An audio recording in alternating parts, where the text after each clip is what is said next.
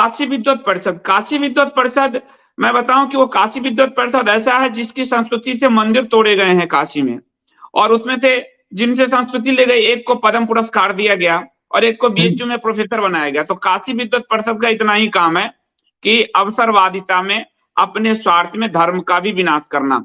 और इसलिए अधोक्षजानंद ये दावा करते फिर रहे हैं कि गुरु जो है शिष्य को शंकराचार्य ना बनाए, विद्वत परिषद से बना के आए। तो विद्वत परिषद हो या कोई भी परिषद हो, क्या आदि शंकराचार्य जी ने ऐसा कोई संविधान बनाया है कि कोई परिषद जो है वो बैठक करके करे? ऐसा नहीं है।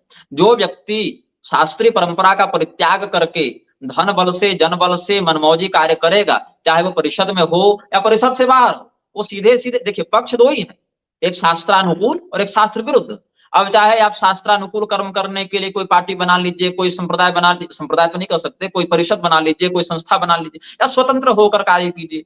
कार्य शास्त्र की दृष्टि से प्रमाणित है या अप्रमाणित है, मात्र इतना ही महत्वपूर्ण होता है। और परिषद के जो कृत्य पिछले 20 वर्षों से मैं देख रहा हूं, क्योंकि शरीर की अवस्था 27 हो गई और 7 वर्ष की अवस्था से परिषद पर मेरी दृष्टि है, तो जो कृत्य मैं देख रहा हूं उसमें बहुत मामलों में हम निराश हुए हैं। किसी को शंकराचार्य घोषित कर देना, किसी को अभी एक कुमार स्वामी है ना, कोई नागपाल करके, उसको इन्होंने महाब्रह्मर्षि और क्या क्या बना रखा है।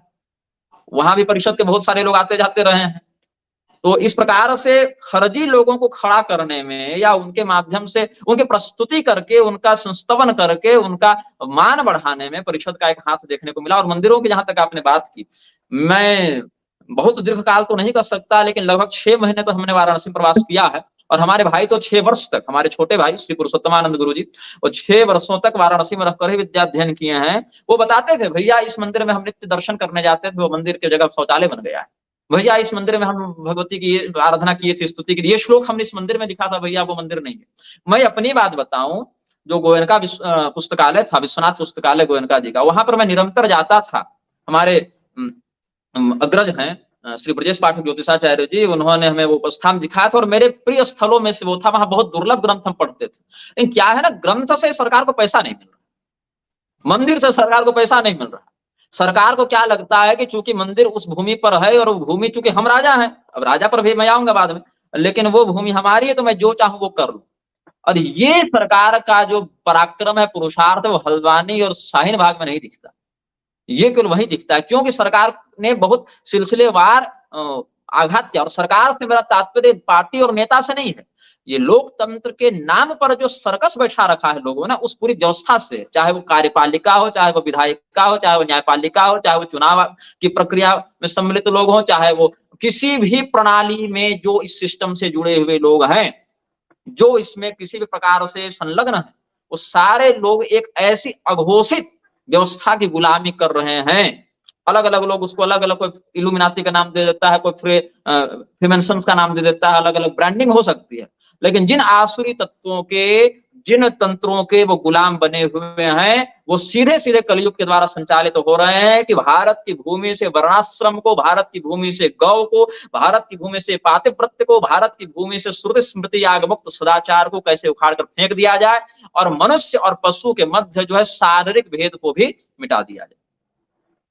ठीक बात कर रहे हैं। और आप क्योंकि यही काशी में, काशी के कारण मुझे जितनी पीड़ा हुई, मैं बीएचयू से पढ़ा हूं, काशी के जो स्कंद पुराण के प्रमाण से जो हमें राम मंदिर आज मिल रहे हैं, स्कंद पुराण में वर्णित मंदिरों को उखाड़ कर फेंका गया। और आचार्य जी, यदि आपने अखबार पढ़े हो, मैंने आंख से जाके देखे अंदर, तो मलेच्छु के द्वारा मंदिर तोड़वाए गए। मलेच्छु हिंदू मजदूरों ने मना किया, मलेच्छु के द्वारा तोड़वाए गए, शिवलिंग को करवाया गया और बिल्कुल खिलौने की तरह अन्नपूर्णा माता का मंदिर यहाँ उखाड़ के वहां लगा दिया, वहां उखाड़ के इधर लगा दिया। तो ये इससे जो उस का जो आभा मंडल है, जो तंत्र शक्तियां हैं जो बनारस की, और जिसको विदेशियों ने भी लिखा है कि भगवान काशी को मनुष्य ने नहीं बसाया, वो आघात हुआ होगा स्वामी आचार्य जी इस पर। बिल्कुल। शास्त्रीय देवताओं का जब, अब देखिए देवताओं की दृष्टि से थोड़ा विचार करें, शास्त्रीय कालमान की आप बात करेंगे बंधु, तो मनुष्य के 360 वर्षों के बराबर देवताओं का एक दिन रात होता है। ये तो स्वर्गस्थ देवताओं की स्थिति है। और परमात्मा को मूलतः इन बातों से प्रभाव पड़ता नहीं है। ऐसा नहीं कि आप पूज दिए तो परमात्मा की शक्ति बढ़ गई और परमात्मा की आपने पूजा बंद कर दी तो उनकी शक्ति घट गई। ये देवताओं के साथ होता है। सहयज्ञाः प्रजा सृष्ट्वा पुरोवाचक प्रजापति अनेन प्रसविष्यद्ध मेष्वोत्तिष्ठ कामधुक् देवान् भावयतानेन ते देवा भावयन्तः परस्परं भावयन्तः श्रेयः परम वाप्स्यथ। देवताओं की आराधना करके मनुष्य उनका बल बढ़ाता है। शास्त्रों का आराधना, मनमोजी आराधना नहीं। जिस देवता को जिस कार्य के लिए जिस विधि से पूजित करना है उस विधि से आश्रय लेने पर उस देवता का बल बढ़ता है, देवता का अनुग्रह से मनुष्य के कार्य संपादित होते हैं। लेकिन अगर व्यक्ति वहां पर कुकृत्य करे, देवता का भिंसन करे, आज आप बताइए कोई भी निम्न स्तर का भी नेता हो या प्रशासनिक अधिकारी हो या कोई निचली अदालत भी हो, वह अगर किसी को नोटिस जारी कर दे, फोन कर दे, तो व्यक्ति विवश हो जाता है वहां जाने के लिए। ये समाज की वस्तु स्थिति है। लेकिन देवताओं के प्रति ऐसी उपेक्षा है जैसे वो हमारे आराध्य छोड़िए, वो हमारे सेवक होने के भी योग्य नहीं। तो इसका एक प्रतिफल, और ये कोई आज नहीं हो रहा, ये कोई आज की बात नहीं है, ये बात है पुरातन काल। ऐसा नहीं कि कोई किसी एक कालखंड में हुआ, पहले भी कंस ने यही किया, पहले भी हिरण्याक्ष ने यही किया, रावण ने पहले भी यही किया, और अन्य असुरों ने भी यही किया। हाँ, अब क्या है, अभी के जो असुर हैं, आवाज आ रही है? औरंगजेब ने भी यही किया। हाँ बिल्कुल बिल्कुल, हाँ बिल्कुल। अभी के असुरों में क्या बात है ना, उनके बड़े बड़े दांत नहीं होते, बड़े बड़े सींग नहीं होते, वो आकाश में उड़ते हुए और खटवांग लेकर आक्रमण नहीं करते, वो लाल बत्ती की गाड़ियों में आ रहे हैं और आगे पीछे अंगरक्षक लेकर चल रहे हैं और विशिष्ट कपड़ों से युक्त हो रहे हैं और अच्छे भाषण देते हैं और काम सारा असुरों वाला कर रहे हैं। इन्होंने अपना यूनिफॉर्म बदल लिया है, कार्य इन्होंने वही रखा है। ये हमारा अनुभव है इस विषय में, और ये तब तक चलेगा जब तक शास्त्रीय विधि से शोधित शासन की व्यवस्था न हो जाए। अब या तो अभी जैसे पूरी शंकराचार्य जी का हिंदू राष्ट्र अभियान चल रहा है, उधर स्वामी मुक्तेश्वरानंद सरस्वती का राम राज्य का कुछ चल रहा है, अलग अलग लोग अपने अपने चिंतन से इसमें लगे।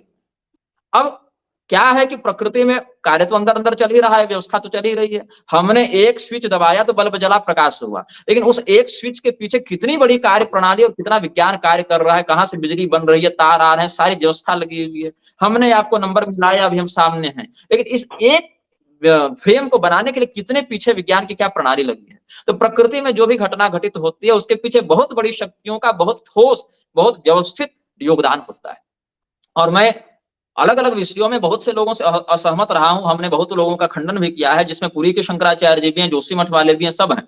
लेकिन मंदिर को बचाने के लिए जितना प्रखर और जितना सक्रिय काम स्वामी मुक्तेश्वरानंद सरस्वती ने किया, दूसरे हमको नहीं देखने को मिल रहा है।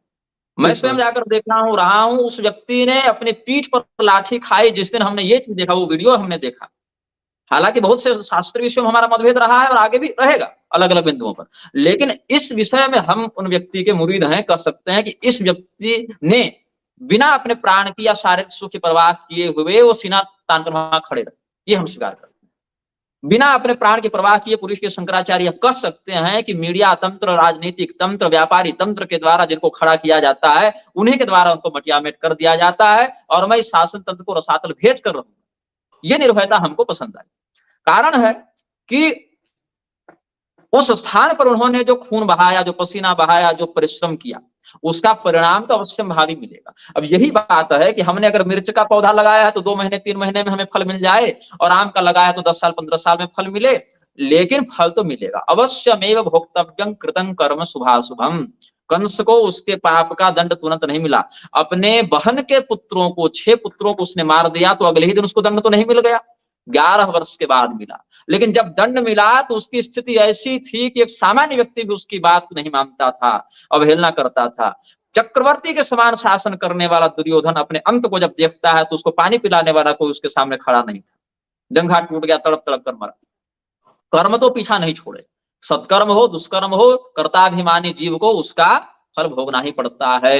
लेकिन यहाँ पर यह देखना है कि सनातन धर्म के अलग अलग वर्ण में, अलग अलग जाति में, अलग अलग संप्रदाय में, अलग अलग कुल में जो भी व्यक्ति स्थित है, वहां पर रहते हुए उस मोर्चे से वो धर्म के लिए क्या कर रहा है। वहां पर अब ये बात नहीं होनी चाहिए, अब तो शास्त्र को दूसरे स्थान पर रख रहे हैं, पार्टीवाद को पहले स्थान पर रख रहे हैं।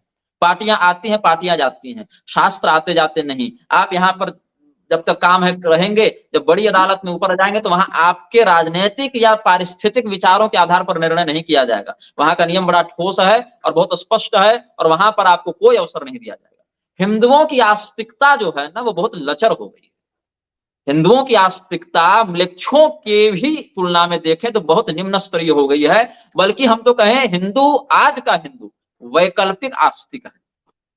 इसको आस्तिक इसीलिए बनना पड़ा है क्योंकि अभी इसके अंदर पूर्णतया भ्रष्टता नहीं आ पाई है, पूर्वजों का कुछ ऐसा संघर्ष रहा है इसके साथ। अगर इसको विकल्प दिया जाए कि कल तुम नास्तिक बन जाओ तो खुशी खुशी नास्तिक बन जाएगा। अधिकांश हिंदू जो है आज के, जो स्वयं को फार्म में रिलीजन के स्थान पर हिंदू लिखने के लिए तैयार हैं, ऐसे हिंदू भक्ष्याभक्ष्य पर, कुल धर्म पर, गोत्र धर्म पर, वर्णाश्रम पर बिल्कुल भी निष्ठा नहीं रखते। इनको यही लगता है कि जो हमें सोशल मीडिया के माध्यम से या हमारे पार्टीवादी आदर्शों के माध्यम से जो प्राप्त हो जा रहा है वही धर्म है और वही सही है। लेकिन मनुष्य जीवन कितना मिल गया है इनको, 50, 60, 70 साल, और अगर वैक्सीनेटेड हो गए हैं सरकार की कृपा से तो उससे भी कम ही देखने को मिल रहा है, कोई भी 15 साल 20 साल में लुढ़क जा रहा है, उसमें क्या कहें। लेकिन हाँ, इस पर तो अब ये बताइए क्या धूर्तता है इन लोगों की कि जिसको पकड़ पकड़ कर वैक्सीन दिया गया लोगों को, उसके बाद भी कह रहे कि हमने किसी को नहीं दिलाया, जबकि बड़े बड़े पोस्टर लाखों करोड़ों की इसलिए छाप दिए गए ताकि उसका श्रेय लिया जा सके कि हमने ये काम कर दिया। मतलब इतनी निर्लज्जता है इस व्यवस्था में, जो लोकतंत्र का जो अभी सर्कस चल रहा है, जोक तंत्र जिसको मैं कहता हूं कई बार, वो इतना निर्लज्ज हो चुका है कि आपकी आंख के सामने ये आप पर प्रहार करेगा और कहेगा कि हम तो सबसे बड़े अहिंसावादी।